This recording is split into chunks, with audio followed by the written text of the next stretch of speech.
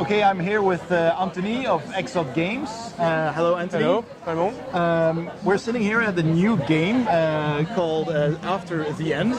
Yes. It's a new miniatures game. Anthony, what can you tell us about it? Yeah, so basically that's a fully cooperative game, board game with miniatures that you can, so it's a flavor of RPG. So basically the pitch is set on Chicago in 2180. There is a major glaciation, ice age now is back. Some world changes, also nuclear wars between countries, massive exodus to Africa, stuff this way. As you can be seen in some movies. Yeah. Basically, the heroes that you will play as RPG have some background. You will go into scenarios as a campaign.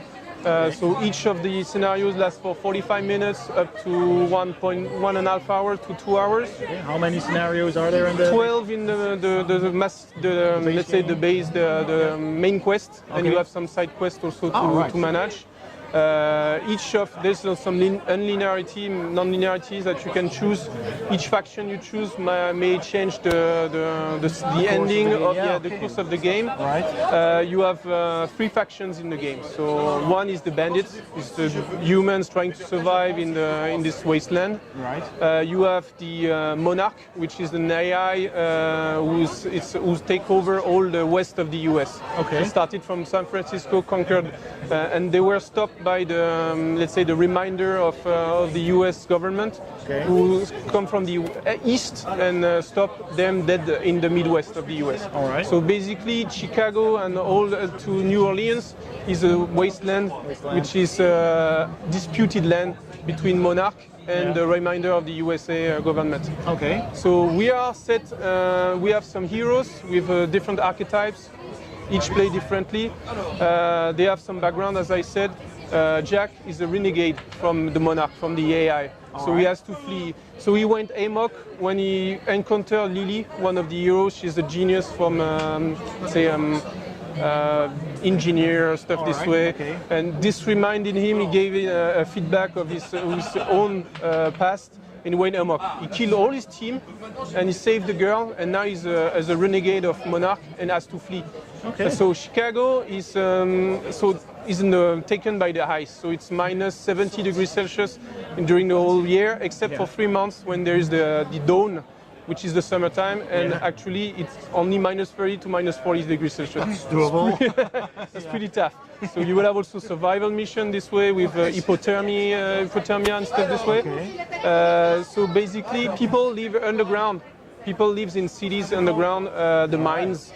And basically our heroes are coming from outside the city, and they are coming in the town, and they want to reconnect with some connection there, which is Dawn, one of the heroes. She's a gangster.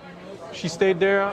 Lily was born there, and they, in their hope to flee from the AI, the renegade wants to go inside the town. At least when the winter will resume, they will be safe for at least 9 months. All right. The AI will not be. So there are several mines clustered around Chicago, but there is some mystery inside because in the downtown of Chicago, nobody goes back. So there's some expedition going there, and people get killed or vanished. Never return. Yeah, so this is one of the 3 factions. The last one I did not say about. It's just some kind of villainous.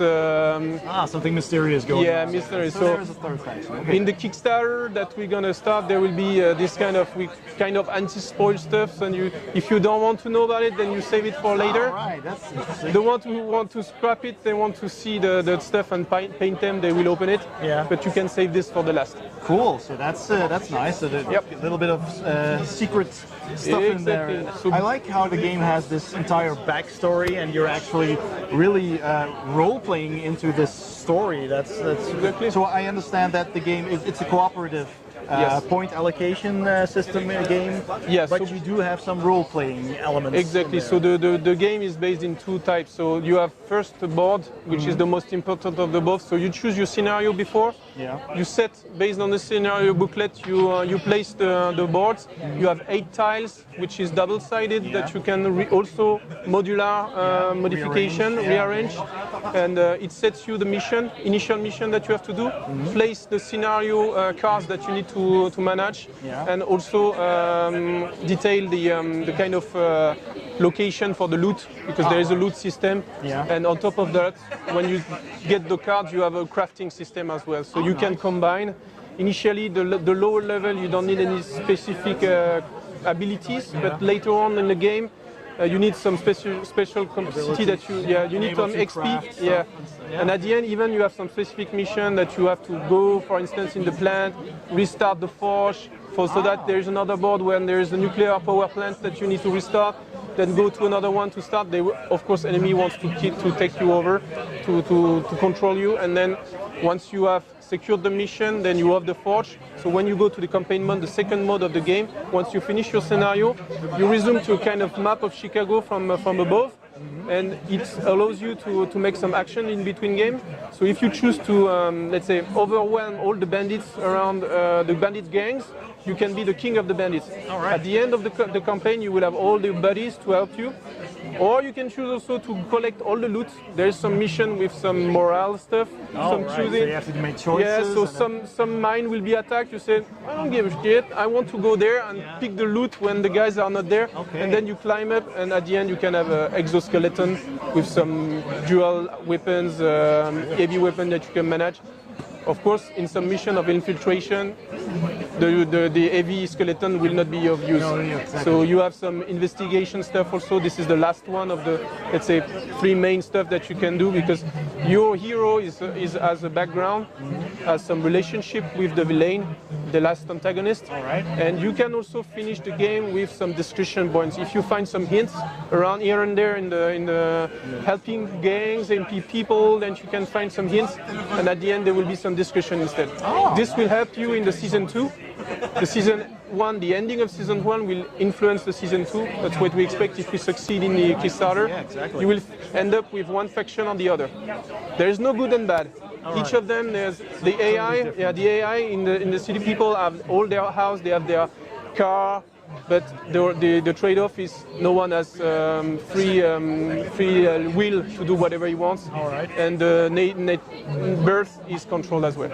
So basically, it's a kind of ideal according to like a computer will do. If you like this, you have your house, everything. You don't live under city with crappy situation, crappy life. But everything is structured, and you can't deviate from the rules. Exactly. So you could choose to ally with Monarch instead of course, decision will be up to you.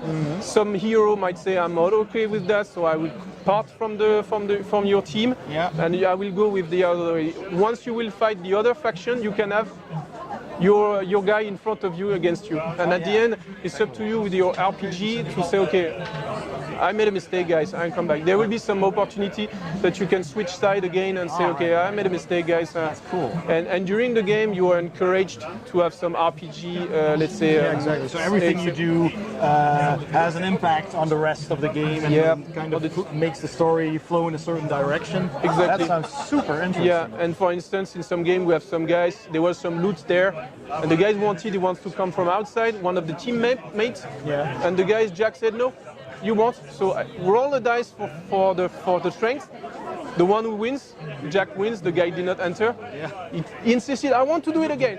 He tried again, he failed again. I said, this time you take a hit damage, because so everything has you can do this way, it's pseudo-cooperative, I would say. All right, well, that sounds good. And it's coming to Kickstarter? Kickstarter, on the 23rd of October. So we'll be in Essen. You will be able to, through our application, so to also go to Kickstarter and register. And so the pledge level is $100 US dollar and about 88 euro at the moment.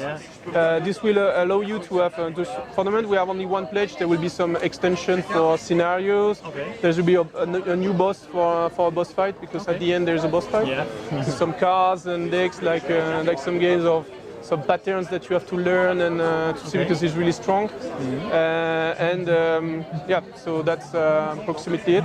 And there will stretch goals, of course, as usual. Yes, so, for instance, the game will be released after in all the stores. Yeah. But later on, after the Kickstarter is delivered, and for instance, in the main box, you will have only a generic bandit.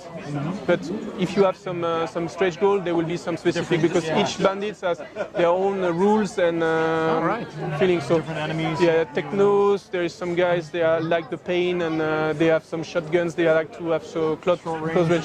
So if you have the basic box, you have only the generic guy. But if you have the stretch goal, you will have the guy with some more stuff, piercing stuff, and they will be different. Yeah. All right. Well, thank you very much for all that explanation, and good luck on the Kickstarter. Yep. And we'll see that on the 23rd of October. Exactly. This year. Thank you very much. Yes. Have a good day. If you enjoyed this video, please hit the like button below and don't forget to subscribe for more videos. Thanks for watching and see you next time on Board Game Heaven.